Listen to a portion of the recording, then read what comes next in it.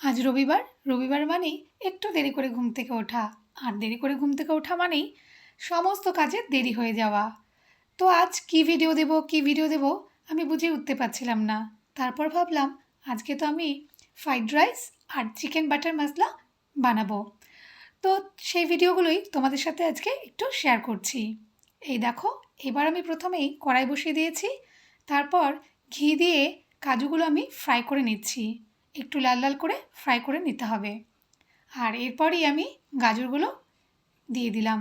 হ্যাঁ, প্রথমে আমি ঘি আর একটু সাদা তেল দিয়েছিলাম। সে তার মধ্যে এলাচ আর দারচিনি আমি প্রথমে একটু দিয়ে নিয়েছিলাম।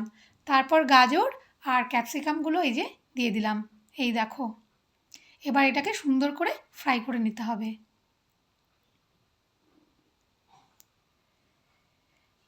এরপর আমি অল্প করে কাঁচা লঙ্কা দিয়ে দিলাম যাতে একটু ঝালঝাল হয়। এরপরেও কিন্তু আমি সাজানোর জন্য ওপর দিয়ে কাঁচা লঙ্কা দেব। আর এরপর আমি মটরশুঁটি দিয়ে দিলাম। এবার সুন্দর করে ফ্রাই করে নিতে হবে। তারপর আমি জিরা রাইস এর মধ্যে দিয়ে দিলাম।